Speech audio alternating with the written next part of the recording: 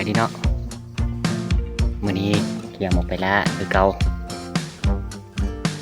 ไปส่งทีมงานมานี่นะทีมงานไปนอนนั่นเฝ้าตู้ฟานเนาะเฝ้าตู้ฟานตรงยินปลาเต่าที่เฮาเห็นนั่นแหละแล้วก็หอยฟานบนเฮาเห็นไปส่งทีมงานตอนแรงเอาไปคาเวียกเนาะไปนอนนำกระจกบ่ได้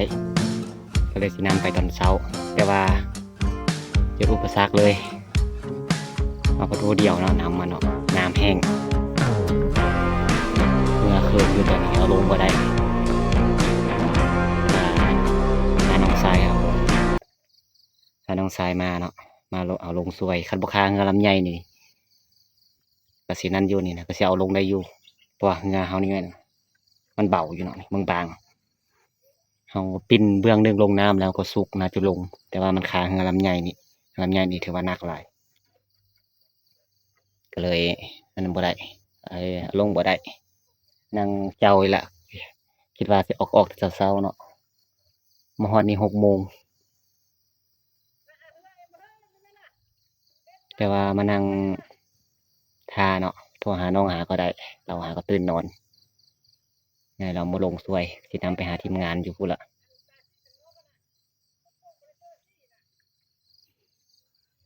โอเคเดี๋ยวเฮืออย่างลงก็สินำไปหาทีมงานเนาะจักสิมานบ่ทีมงานคันหมานนี่สิแม่นไปฮับแล้วก็กลับแหละคันได้ฟานนะ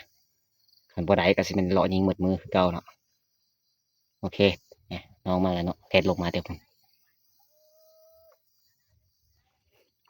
แต่หัวนะใช้อันออกให้งานแต่เช้าเลยมื้อนี้โอเคย่างมาฮอดสันภูเลยเนาะ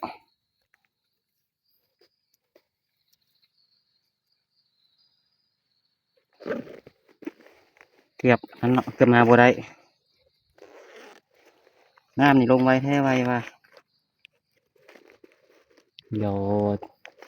วันนี้หาทีมงานกันว่าจะได้บ่แน่ใจว่าเปิดวันนี้หรอบ่บ่เห็นกับเจ้าท่าอยู่ท่าเรือเนาะถือว่าน่าจะบริษัทใหญ่เป็นจังได้หมานอยู่บ่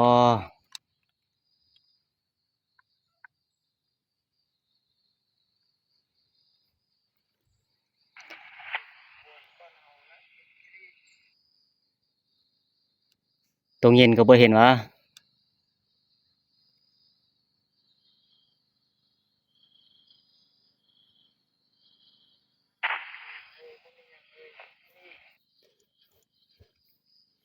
หอยบ่เห็นเลยเนาะหอยไม้เนาะ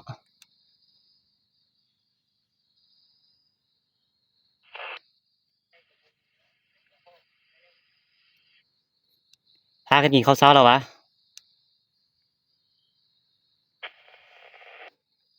มีแต่อันจักหน้อยจะพากันชวนกันลงมาห้วยพี่เด้อมาปิ้งอันนกปิ้งกระรอกอยู่ห้วยพี่ล่ะจึงพาไปบ่อนใหม่เฮาฮอดสันภูแล้วตอนนี้นะ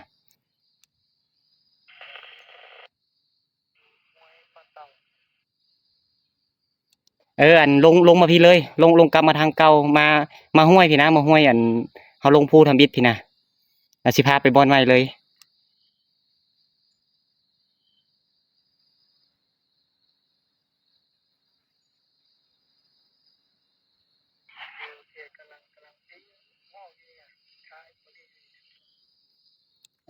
โอเคเฮาก็ยังพอได้กินข้าวเช้าส่ำนี้มาแต่เช้าๆแต่ว่าอันน้ำแห้งไว้เหือข้างโคกอยู่แล้วเดี๋ยววอนเพิ่นบ่ได้มาผู้เดียวแล้วอันแก้เหือลงบ่ได้จะได้โทรหาเข็มพรมาแก้ช่วยค่อยอันมาได้นี่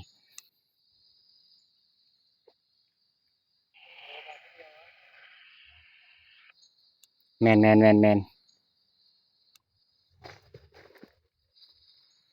แล้วเนาะทีมงานเฮาก็โอเคแล้วทีมงานเฮาก็บ่มานเนาะบ่มีบ่สัตว์บ่มาซ้ำบัดมือมานั่งแล้วบ่มีฮอดสัตว์บัดมื้อนั้นแหละห้อยสัตว์หลายให้หลายว่ะมีแต่สิลงไปท่ากับเจ้าเนาะแล้วสิพากับเจ้าไปเขตใหม่ไปเขตป่าตาวคือเก่าไปเบิ่งหมักไห้นี่ว่ามันจอมันหยังบ่มานั่งจอบอันนกกินมะขอมเนาะพอได้ปิ้งเฮาจึงย่างลงไปเนาะทีมงานเฮาสิตัดแล้วกามไปพุ่นเลยมาฮอดเมื่อกี้ได้ยิงนกซาตัวหนึงเนาะ เสียงหอนห้องอยู่ยังเข้ามา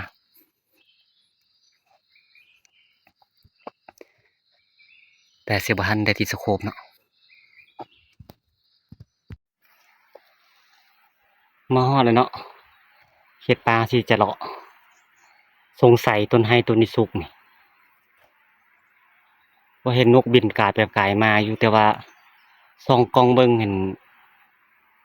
ยังบ่เห็นนกเข้ากินเห็นนกบินมาสงสัยสิเริ่มจ่อคิดว่าอาทิตย์หน้านี่น่าจะสุกแล้วนี่อ๋อเดี๋ยวสิซอกเบิ่งก่อนเนาะถ้าบ่มีต้นมากหยังสิเข้าไปเบิ่งเทื่อมันสุกแล้วว่าเห็นนกบินกายอยู่สิขึ้นไปเบิ่งแถวป่าตาวก่อนมาเจอต้นบักไห้อีกต้นหนึงเนาะเป็นบักไห้ตาป่าไห้น้อยหั่นหาก็เริ่มสุกเนาะคิดว่าประมาณมื้อหนึงหรือ2มื้อนี่แหละเพราะว่าห้อยร่นน้อยเดียวหนึงเห็นนั่นนกซาดนกฮอนเข้าอยู่เนาะแต่ว่าบ่เห็นนกจะลกนกก็ยังบ่ทันฟดปานใดเพิ่นนำหาเริ่มบ่สุกเนาะอ้อจะได้น้อนั่งเลยบ่นั่งเลยพัดย้านอันนั้นเนาะยามบ่ได้ยิงก็ฮอกพอมันเริ่มหาก็สุกนี่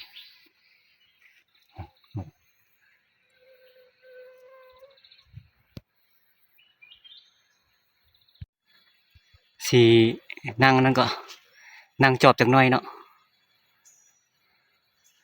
สังเกตการณ์เบิ่งก่อนว่ามีนกใหญ่เข้าบ่แล้วจึงสิไปซอกถ้าว่ามีนกให้เฮายิงเฮาก็สินั่งต้นนี้เลยแต่ว่าบ่มีเฮาก็สิไปซอกต้นมักตาวบางหยังให้ทีมงานซอกซวยเนาะโอเคเดี๋ยวสิแบนปืนติดสโคปเจือๆก่อนเนาะเดี๋ยวแบนมันก่อนเนาะ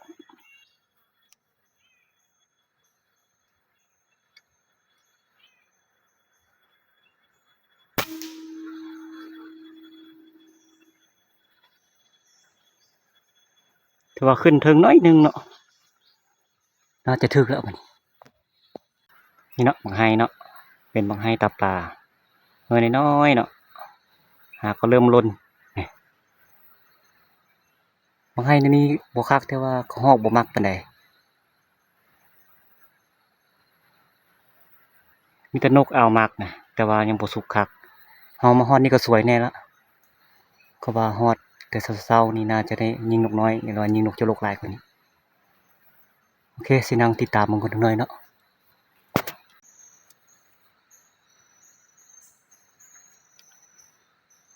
เป็นนกจรกเนาะว่าบังอยู่อุ้ยจังได๋เนาะงานนี่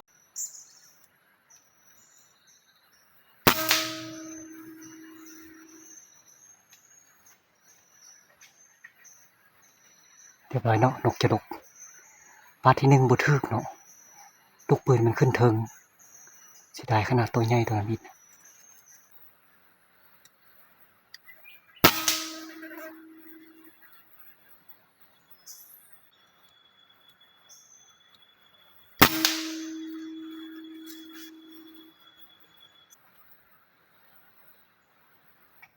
นกอ้อยเนาะ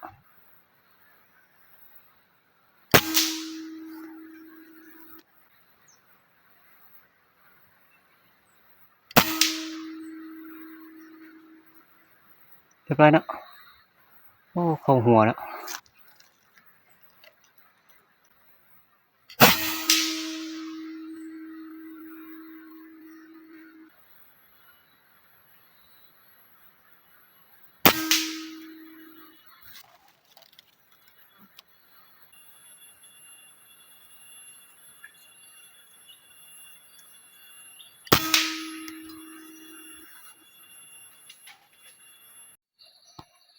เขาออกจากอันนั้นเนาะออกจากต้นไห้แล้วว่านกบ่เข้าปานใดแต่อีเลาะเอามักตาวเนาะเห็นห้อยกัดอยู่เนาะแต่ว่าคือว่าผ พอมีได้ยิงอยู่ได้บ้างเนาะตัวหนึ่งสองตัว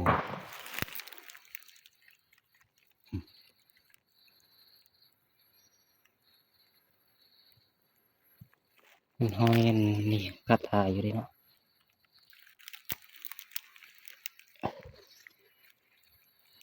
ลุงจุน้องยิงตุ้มตามบัวยิงตัวอย่างคือว่าคิดดึกแท้โอ้หอยบีบตรงเงินก็โอ้ยังมีไหมอยู่ได้นี่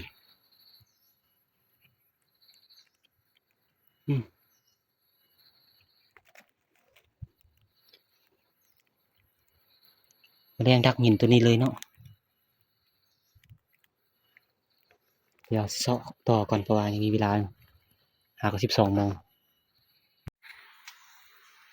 ย่างเลาะลงมาไม่เห็นบักกูตาไก่เนาะหอยกินบักกะลายบ่หูหอยตัวหยังเนาะนี่มันหอยก็หอกบ่เนาะไม่ไหม้หมดนี่บ่หอยก็หอกก็สิเป็นหอยเงินหอยหยังนี่ล่ะนี่นะโอ้หลายบ่หลายทนพื้นเลยสิโฟนี่หาอ้ายมานั่งก่อนเพราะว่าเฮายังมีต้นหมากกันตาวอีกต้นหนึง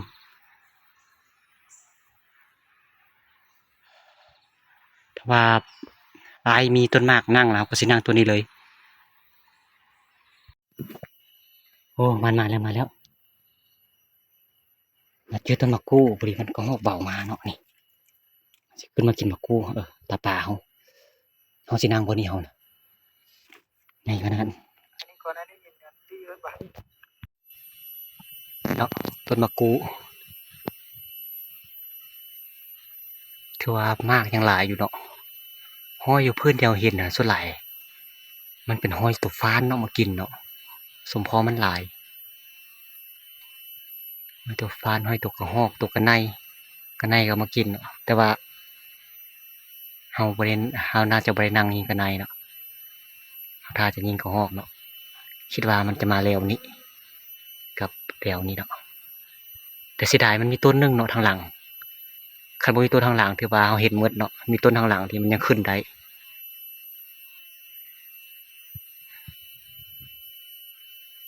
ก็สิยิงตามแรงมันมาเลยเนาะอาจจะได้ยิงไว้มันจะบ่ได้ยิงค่อยยิงคือเฮายิงปกติเนาะถือว่ามันมาถือว่าสากยิงเลยติดตามนํกันเนาะว่าจะเข้าตื่มบ่เมื่อกี้นี่เฮาเลาะไปเลาะมาแล้วเห็นตัวหนึงมันมาเนาะเฮายิงเอา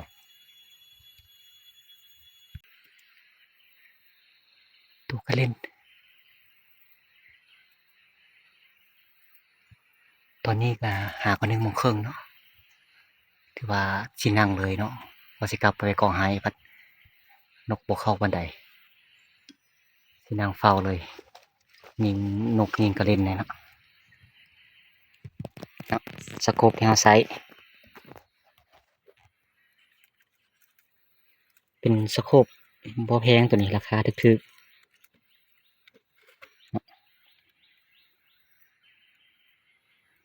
ตอนเฮาซื้อมา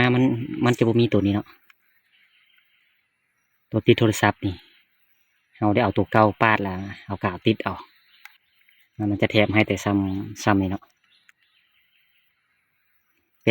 ป็นท่อ PVC แต่ว่าราคาถูกแต่ว่าได้เรื่องเนาะแจ้งดี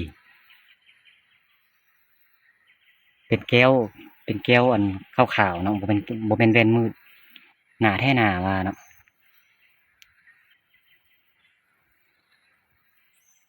ให้น้องเฮ็ด YouTube นํกันเนาะสั่งให้เราสั่งมาแต่เวียดเลยอีลาวบ่มีขายเนาะช่องของเรากับช่องSmall Center เนาะเราก็เฮ็ด YouTube คือกันฝากไปกดติดตามเราให้แน่เนาะเราก็ใส่สโคปรุ่นเดียวกันนี่แหละเดี๋ยวนี้ปืนเราเพบ่ได้เข้าป่า2-3มื้อเราน่าจะเข้าละเดี๋ยวไปติดตามเราเนาะช่อง Small Center เดี๋ยวสิแปะลิงก์ไว้คอมเมนต์ให้กดเข้าไปติดตามเราโอเคเดี๋ยวสิติดสโคปกันบัดนี้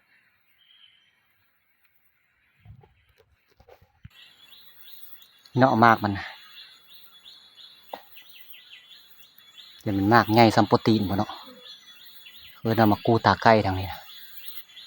ตัวฟานมากแค่มากว่าสินั่งมึงเนาะว่าเขาหอกสิเข้าบ่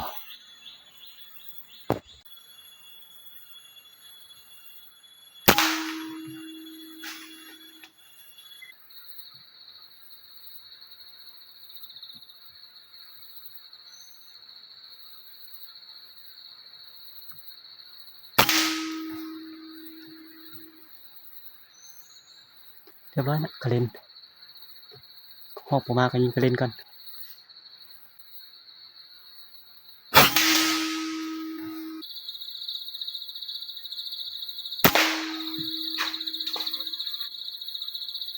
เรียบร้อยแล้วเป็นหอกดิตอนนี้5 โมงเนาะโมงเขาหอกมาแต่ว่าฝนโอ้ยเบื่อขนาดเนาะหอนยามก็หอกมาแล้วฝนมา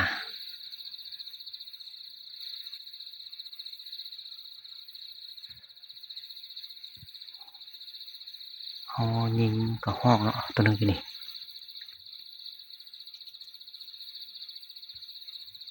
ห้อยกินบักหลายแต่ว่าหมูมานี่มันห้อยฟ้าหลายกว่าเนาะกระเด็นกับบัวลายแต่ว่าห้อยหลายหลายว่ะโอเคเนาะหวังว่าฝนจะบ่แห้งจำเป็นจะปลดสโคปเอาละยันโทรศัพท์เปียกโอเคครับไหมเนาะได้ยิงหอกตื่มตัวหนึ่งเนาะตัวค่ำๆแหละมาตัวหนึ่งแต่ว่าบ่เห็นอย่างเลยมืดเกินพดโอ้ยเนาะห้อยกินบักหลายแต่ว่าบ่มีกระหอกเป็นอย่างวะเดี๋ยวสิลงไปเก็บกระหอกกันเนาะเบิ่งห้อยกินเนาะหลายแท้หลายว่ะมันตัวลิงบ่ขาวเพื่ออยู่แต่ว่าบ่มีหอกว่ะอ๋อเป็นยังไงวะโอ้เอายิงกระเล่นงานนี้คือสิบ่เห็นแหละหกเกินเนาะหอกตัวสุดท้ายเนาะน้อยแท้น้อยวะหอกปีนี้เนาะกระเล่นนี่แล้วแหละกระเล่นนี่เนาะสิบ่เห็นเลยแหละเดี๋ยวซอกเบิ่งก่อนกระเล่นนี่มาหาน้องเนาะมานอยู่วะมึงโอ้เพิ่นนี่มานกับหมู่ได้เพิ่นนี่เนาะ โอ้เกือบเต็มทงบ่เพิ่นนี่แหละสิมานกันหมู่นะ2 คนนั้นคือว่ามิดจัดอยู่โต1 2 3 4 5 6หายใจอยู่หั่น ยืนอย่าส่งส่งตัวของเขา อ๋อเห็นเนาะคนงาน2 คนแต่ว่าหมานอยู่ยังอีก2 คนบ่ฮู้ว่าสิได้จักตัวน้องสายเพิ่นนี้หมานมื้อนี้นะได้8 ตัวเลยเนาะอ๋อคักเอาได้3 ตัวกับนกน้อย4 ตัวเดี๋ยวถ้าเบิ่งนำ2 คนนั้นว่าสิได้จักตัวตึมน่าจะนั่งเฝ้าเย็นหน่อยนึง